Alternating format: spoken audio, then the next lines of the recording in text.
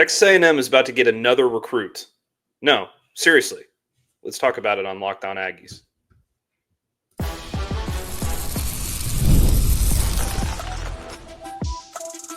You are Locked On Aggies, your daily podcast on the Texas A&M Aggies, part of the Locked On Podcast Network, your team every day. Welcome in.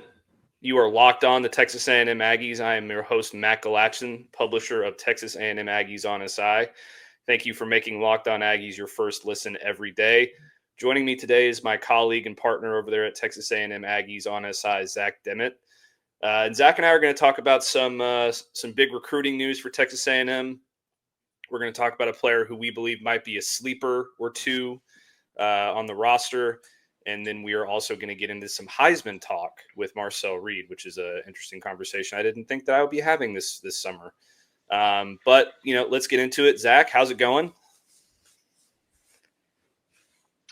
It's going pretty good.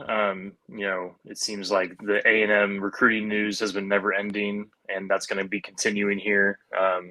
Today, even just some recent news announced just, a few minutes ago, right before we started this. So lots to talk about. And A&M has been one of the hottest teams in the country. So it's pretty exciting stuff going on in College Station. What's that news we just hit? Give us the lowdown. Yeah, so On3's Hayes Fawcett is reporting that A&M is one of three finalists for four-star edge KJ Ford joining Florida and Ohio State. So elite competition there, and he's from Duncanville. So in-state product there. Duncanville is obviously one of the best programs in the country, or in the state, but in the country as well. So his commitment, according to Fawcett, will be announced on July 11th.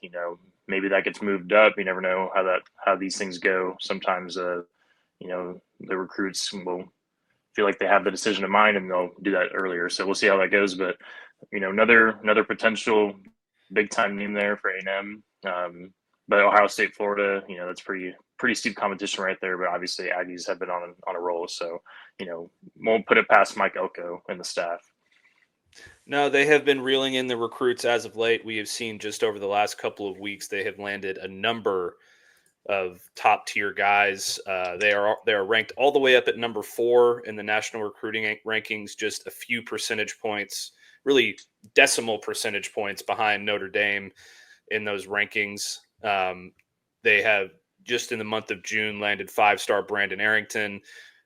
He's a cornerback out of Spring Valley, California. They got running back KJ Edwards on June 17th. On June 21st, they got 5-star edge rusher Tristan Gibbons. And then you go down the list a little bit more. You get Samuel Rosenborough, the offensive tackle out of Clearwater, Florida, a 4-star offensive tackle. And on Tuesday, they got a linebacker, a 4-star DeQuavius Beck. Another name added to the commitment class so far this summer. And then, you also got interior offensive lineman Zayden Krempin on June 25th, and Cameron Hamil, the 4-star corner, on June 4th. June 11th, you got Chance Collins, the safety. June 25th, you got Avery Morcho, another offensive tackle, a 3-star or a 4-star actually. And you also got a 3-star athlete in Caden Johnson on June 14th and a kicker on June 9th. So it was just a hell of a month for the Texas A&M Aggies going all the way down the list.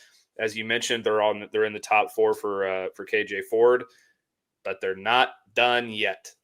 There's a number of guys who are set to commit over the next couple of days, a couple of them on July 4th, a couple of them on July 5th, a couple of them next week. There's 2 that I want to talk about. The first one I'm going to mention briefly because I don't think the Aggies are going to get him is wide receiver Boobie Feaster.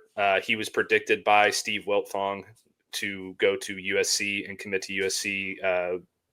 I believe he commits tomorrow on July 4th, or actually, today. As you were watching this show, it will be July 4th. So he will be committing July 4th. And then you also have the guy that I really want to talk about today, Bryce Perry-Wright. Bryce Perry-Wright is a 5-star edge rusher. He's another dynamic piece that they could add to that room. He was predicted by Rivals.com/on3 as a Texas A&M lean. They put in their crystal. I don't even know what they call it anymore. Is it an RPM pick or is it a crystal ball pick or whatever it is? There's been so much change in the industry ball. lately. Crystal ball. All right, we'll call it a crystal ball. Yeah. They crystal balled him to Texas A&M. And 24/7 Sports has him ranked as the number 2 defensive lineman in the country, the number 32 player nationally, the number 5 player in Georgia. He has been compared by Andrew Ivins, the director of scouting at 24/7 Sports, to Atlanta Falcons star Grady Jarrett, calling him a quick twitch pocket pusher with impressive get-off speed and body control that has created negative play since he was a freshman in Georgia. He lacks the ideal mass and measurables, but makes up for it with his mobility and energy. Excellent snap anticipation tends to give him an advantage, while lively hands allow him to maneuver his way into the backfield and finish the job.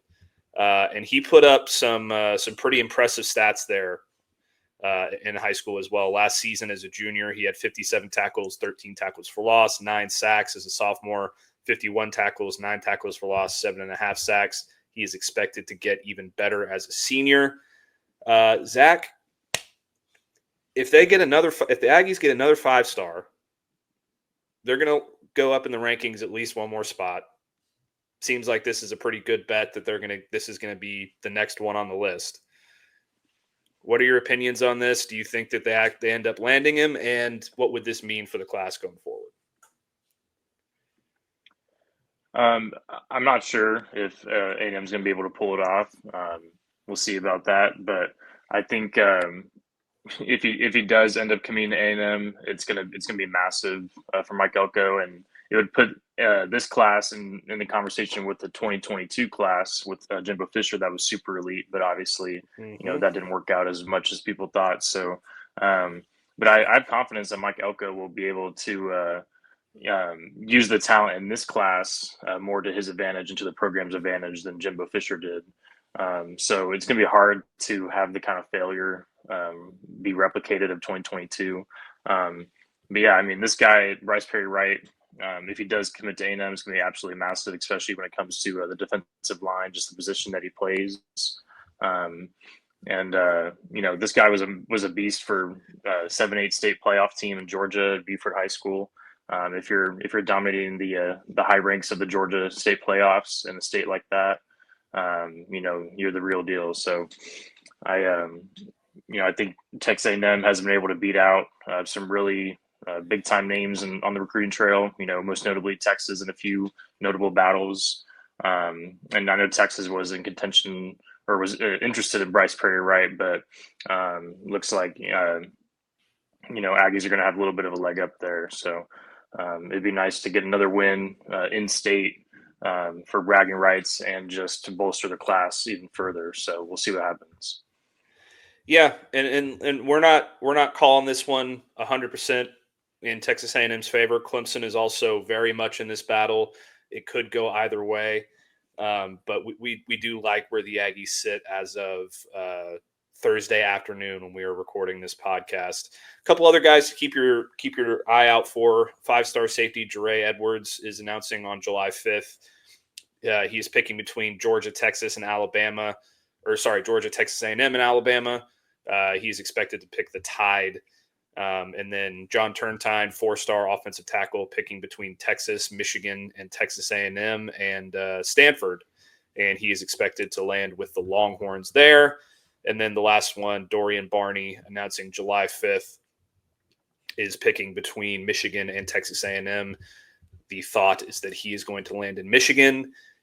But again, we will say it, none of these are final until they sign on the dotted line. Just because a guy commits one place doesn't mean that's where he's going to end up. And, a lot of things can happen before they even make their announcement. So we'll keep an eye out for that one. And then, we're not that far away from football season, Zach. It's only a month away. Not at all. A little over a month away. So we're going to talk about that next and who we think is a little bit of a sleeper pick for the Aggies coming up here in a second.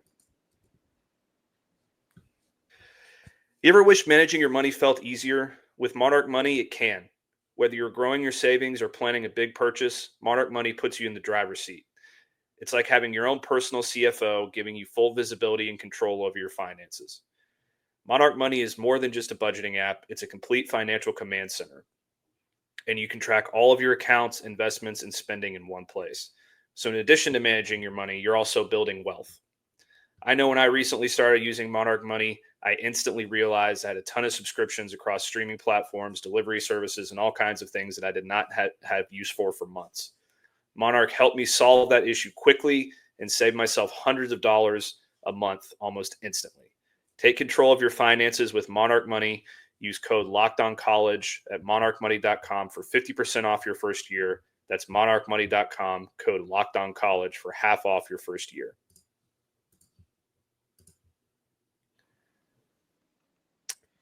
All right, we're back. And Zachary, we're only a month and a half away from football season. That's pretty crazy. Right? It's been a long summer. We've had a lot going on. The Aggies have been up to a lot on the recruiting trail. We've gotten, we're getting amped up for this Notre Dame game here in September, which is just a couple months away. Season opener is going to be an exciting one. Aggies are going to have a tough schedule going forward with a lot of good matchups. We're getting amped. We're ready. And I think the Aggies have been slept on for long enough in terms of where they sit in preseason top 25 rankings, where they sit in terms of other, types of playoff projections and things like that out there. I think they're going to be a really good football team. And I would be surprised if they're not in the conversation for an SEC championship at the end of the year, as we get down to the nitty-gritty part of the back half of November with, alongside Texas and Georgia and LSU and South Carolina. I think A&M at least deserves to be in that conversation. One of the ways that they're going to be able to do that is if they have some players step up that, we might not be thinking about right off the top of our heads. You think about Texas A&M, you think of Le'Veon Moss, you think of Marcel Reed, you think of Torian York, you think of Cassius Howe, you think of Bryce Anderson, you think of guys like that. Who is somebody for you, and I'm going to let you go first here, who is somebody for you that is a sleeper for Texas A&M, and what are they going to bring to the table? What are they going to do to separate themselves from the pack? Yeah, so my sleeper, and this has kind of been not a super hot take. A lot of people have been, targeting this guy as a potential, breakout player next year, but it's going to be Tyreek Chappelle. Just because of the injury last fall, forced him to miss all of last season. I think that a lot of people are expecting him to potentially have a nice bounce back. And Mike Elko even said himself that Tyreek Chappelle probably was going to be one of the best cornerbacks or best defensive backs for A&M last season had he played. And, despite how poor of an end to the season it was for A&M, a few extra plays going their way. You could see the Aggies being the SEC championship, and maybe Tyreek Chappelle's presence would have made a difference in that regard. So, I think he can be a potential guy that people don't expect to have a nice season next year. Injuries, they can limit you when it comes to production. So we'll see how that goes. If he bounces back, you never know. Sometimes you're more susceptible to injuries once you return. So, but yeah, I think you're talking about A&M being in the SEC championship conversation next season. Well, they just were, and so I think if you have a guy like him stepping up, being able to produce alongside Will Lee the third in the secondary, I think that'd be pretty nice for A&M and help their SEC chances. So I'm gonna pick him. Not a super hot take, but I think that can definitely be something we look back on and say, okay, it wasn't too surprising, but we'll see how that goes with Tyreek Chappelle. But what about you? Yeah, I wanted to do something different from you, so I went on the other side of the ball completely. and I went with wide receiver transfer Jonah Wilson. Everybody already knows about Casey Concepcion coming in there out of NC State. He was one of the, top recruits in the transfer portal in the entire country. And he was very, very highly sought after in all those different things. They also brought in Mario Craver to man the slot. He's he's going to be the X receiver, I believe. And, he's a speedster. He was at Mississippi State last season, and it was a big time playmaker for them. They also have Terry Bussey coming back, the all-everything sophomore, who's expected to be a starter as well. You got Ashton Bethel-Roman coming back. You got Isaiah Williams coming back. You got Jerome Miles and Kelshawn Johnson, the freshman. And all those guys I named, none of them are my pick, Zach. I'm going with Jonah Wilson because I think he is being slept on. He was an elite recruit in high school. The numbers that he put up as a senior were absolutely bonkers. In 2022, he had 77 catches for 1,341 yards, 13 touchdowns, 17.4 yards per catch, averaged 36.6 yards per punt return, including those are kick returns, and had a 98-yard kick return touchdown. He had 34 catches for 469 yards and 8 touchdowns as a junior. And this was in Texas 6A football, which is about as good as it gets in the country over there in Houston. He played for Decaney High School in Houston, part of the 2023 class. A lot of people were projecting him to go to Texas. He ends up picking the Houston Cougars and then makes his way over to Texas A&M. I just really like this guy's skill set. He's 6'2", 200 pounds. We know what Casey Concepcion is. We know what Mario Craver is. Neither of those guys are the biggest guy in the world. Terry Bussey is also an elite talent that, everybody obviously really likes. He's going to be an absolute star. So I can't pick him as a sleeper either. But I'm going with Jonah Wilson because I think he's going to develop a good connection with Marcel Reed and become a part of this offense pretty quickly, thanks to his body size, his skill set. And I just really like him as a player. I think that he's going to be very good for Texas A&M next year.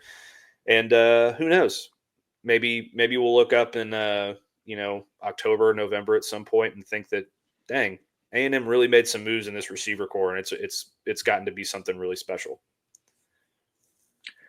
Yeah, no, I think that's a good pick because when it comes to sleeper picks, it's important to preface, the conversation with making sure we're not talking about a guy that everyone expects to do well. Like Casey Concepcion has been absolutely fantastic apparently this offseason. He's not really a sleeper pick anymore. Maybe when he first arrived, you could say that, but I think it's not going to be too surprising if he has a really great season next year. So.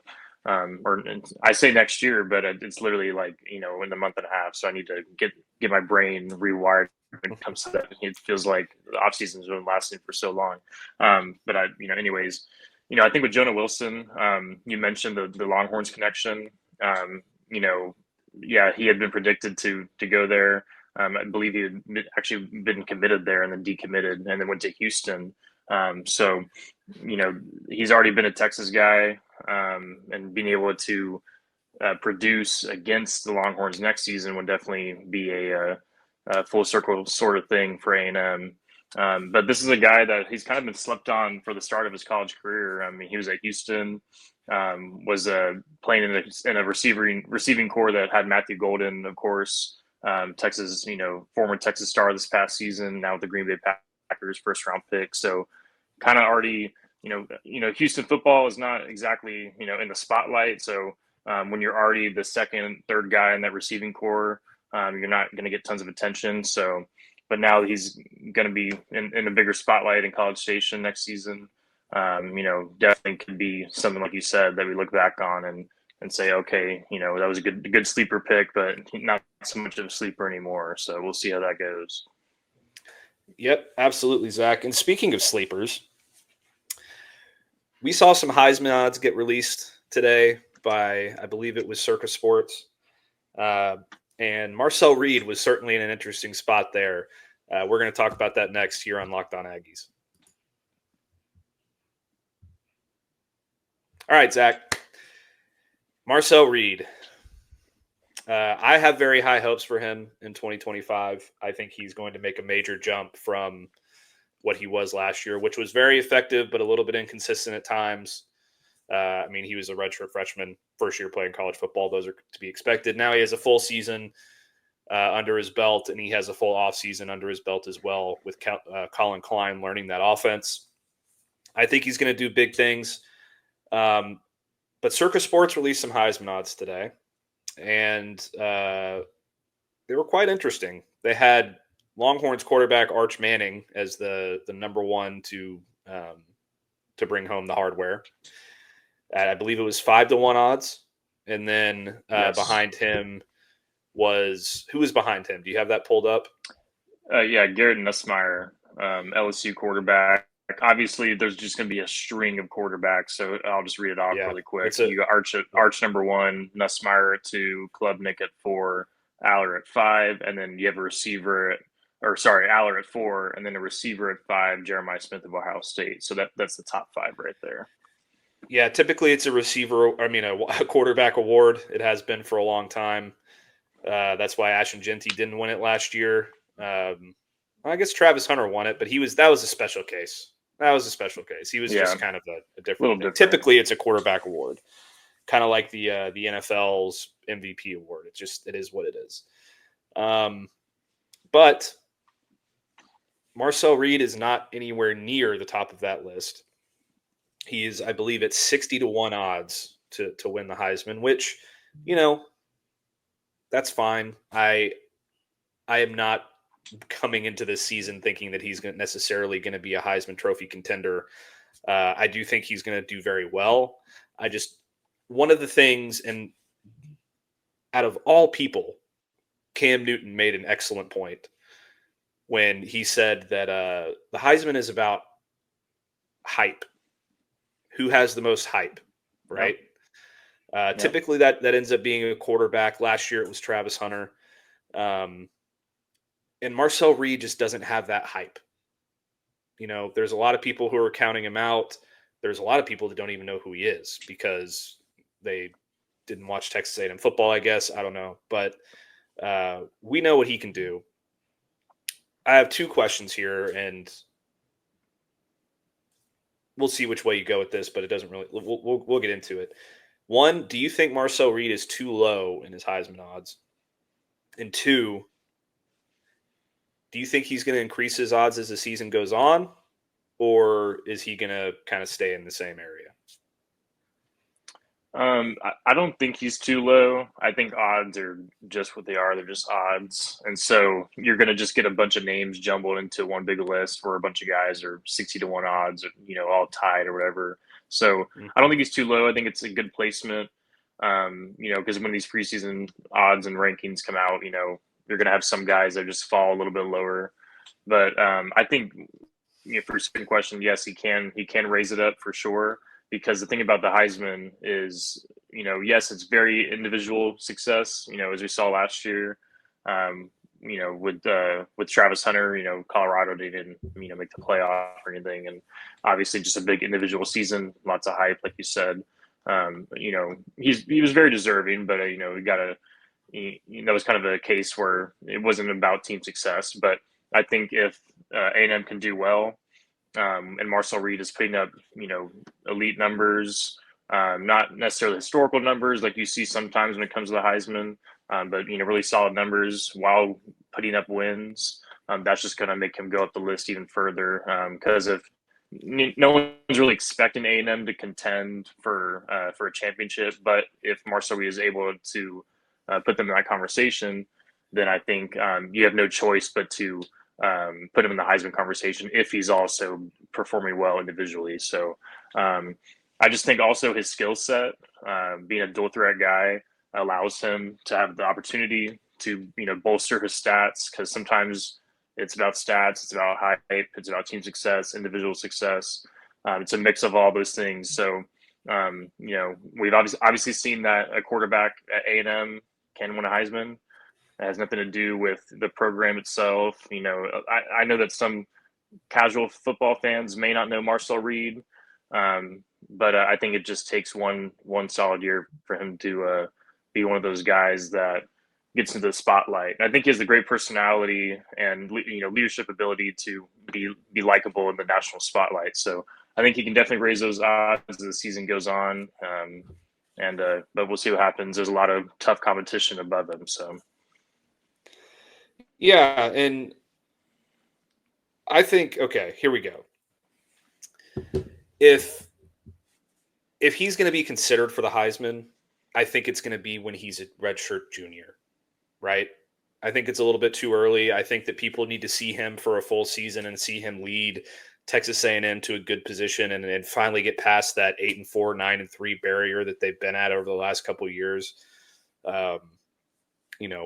Take another step. If he can help Texas A&M take another step and maybe make a college football playoff as one of those,